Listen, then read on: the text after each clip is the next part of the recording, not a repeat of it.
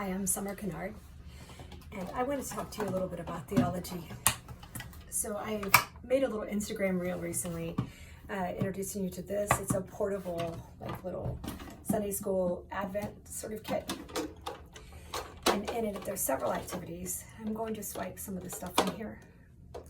There's some beeswax candles. And one of the activities we have is decorating the beeswax candles with beeswax. So today I'm going to take one of these and start molding this beeswax with my hands to make a little flower. And I'm going to take 2 slices of red and see if I can make a little rose. While we talk today, and I'll talk to you more about what this is another time.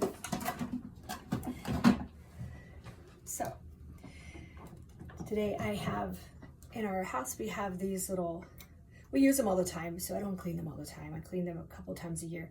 They have a lot of wax on them. And these are our cast iron prayer candle holders. And these, sometimes we burn them for a little while and sometimes we burn them like till the end. So it just depends. But they're about 4-hour candles. They're really nice. In the wintertime, we like to get them ready and decorate them as part of our Advent devotions. So I'm just going to be doing this while I talk to you about a couple of things. Today I want to talk to you about how the heart of theology is this guy, Jesus Christ, the incarnate Son. Now, one of the things that's super important about Jesus is that he's both God and human, fully human and fully divine. And one of the places that this comes into play, and is really beautiful, and I hope will encourage you, is when we talk about the parables that Jesus taught. So whenever we're looking at the parables that Jesus taught, something that's really beautiful that happens is you think the parable is about you. And here's an example.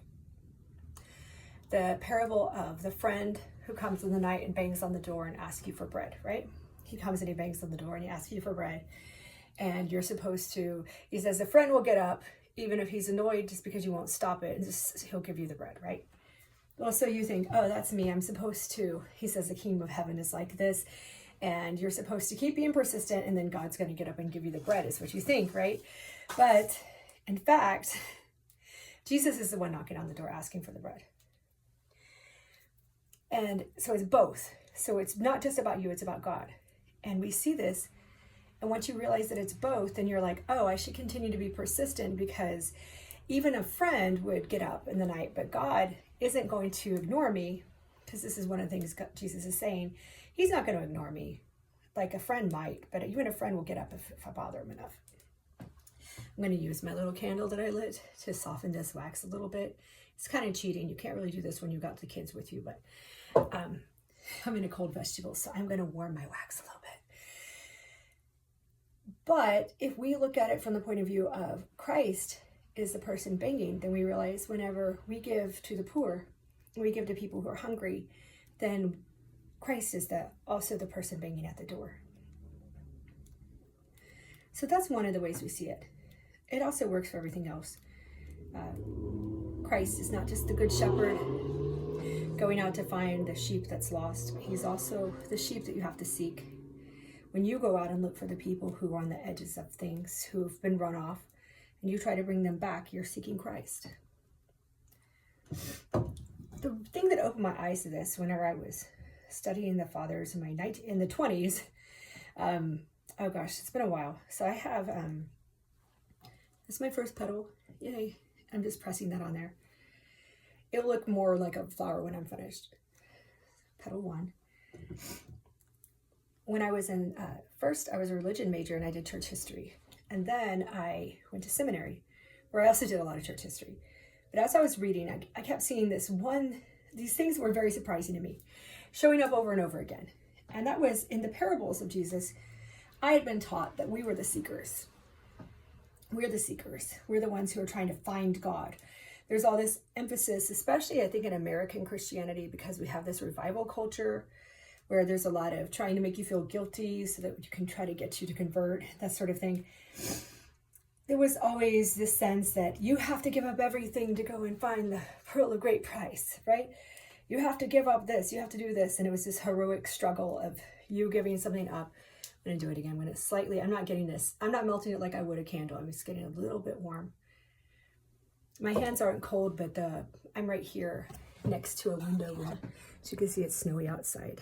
So I am trying to fight against a little bit of the environment here. It's a little cooler in this room. Well, the Pearl of Great Price, the thing that surprised me when I started reading church fathers and church history. And this is in the East and the West, which is kind of interesting. I read St. Athanasius' On the Incarnation of the Word. I've read it rather a lot at this point because it's one of my favorite things to read. And it's absolutely fundamental. People sometimes say, what would you recommend I start with if I'm going to read a theology book? I'm like, on the incarnation of the Word of God. That's the thing to start with. It's going to tell you most of what you need to get started with. Here's my second petal. It looks like a funny bow right now. It's going to look better. I may put like 5, a lot of times I put 5 petals because of the 5 wounds of Christ. So we'll see how this goes once it's ready. So, St. Athanasius, when he talked about the Pearl of Great Price, God was the one seeking us. The king didn't abandon his city. God came and got his own. And this was this idea about God not giving up his creation. Very, very important.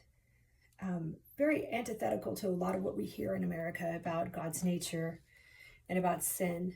And we sort of try to emphasize the lowly worm stuff, but that's not actually the church tradition. Church tradition is about God's love and mercy. So if you have God's love and mercy primary, then you're going to see right away, as the early church did, that God was the one who was seeking you, the Pearl of Great Price. He came and got us back out of the mud. It doesn't mean that he made us not have human nature. He just cleaned us up. So this is the sort of idea. You are still precious. You're still the pearl.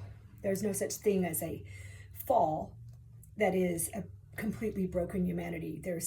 Humanity needs to be cleaned up and sent in its proper direction again. Well, this also shows up in the works of Anselm, who's a Western theologian from several centuries later, and his book, Cur Deus Homo, which is Why Did God Become Human? And in that book, which a lot of people mistake as being rather cruel, have a rather cruel God, but it isn't. That's not what he's saying at all. He's talking about how the mercy of God and the justice of God are shown through the same character of God. He also says, when God saw humanity fallen like a pearl into the mud, he paid everything, became human to come and retrieve the pearl. The pearl of great price is us. So that's what originally opened my eyes to the fact that the parables are both about us and God. And this makes sense because Christ is God and human. And I think that makes a big difference to say, hey, God wants to be found. You know, the lost coin, the woman who's finding her coin, it's already in the house. The coin's already in the house. She lost it, but it's still there. The lost sheep still knows its shepherd's voice. But also that we are the ones who are also seeking each other. And we don't do this alone. We have to do it in community. So whenever I listen to my friend who needs food and I give them food, then I am acknowledging that Christ is the one at the door. And when I go to Christ and I say, I need food or I need something, then I know that Christ is there with me asking that question too. And that's something that I think is really comforting. So I only probably need a couple more petals. It still looks a little weird right now. But I'm going to stick with this, just wonky donkey as it is. It's going to get melted anyways. It is a candle. It's going to melt. So I'm now going to take, I have 2 pieces of gold. Thought I had one. I had 2 layers of gold on accident. So I'm going to take this little piece of gold wax. I'm going to soften it a bit. The gold wax is a little bit harder anyway than the other kind. I'm going to roll it into a little ball and make some petals, like a pestle, like the center of the candle. Yeah, it makes a big difference to realize that God is both, because God's with us. And the big thing about Christian theology is that God is with us. So if there's something that you are struggling with, God's already with you in it. Look, now it's a little flower. It's very simple, but I've made a little flower. This is one of our Advent devotionals. This is something that you can do. This kind of, if you can't afford to buy beeswax sheets, because they're a little pricey, but they do go a long way. If you get one like pack of $20 pack of them, they'll last for years. So that's one thing. But if you don't have a friend who has some to give you, like I would give you some, then you can also just use crayons and melt crayons and draw on a candle. It's another option. But here we go, little prayer candle. While we thought about the parables. So I realized this the other day. I woke up and I was like, hey, Christ is the one asking for bread at the door. He gave us a way to know him.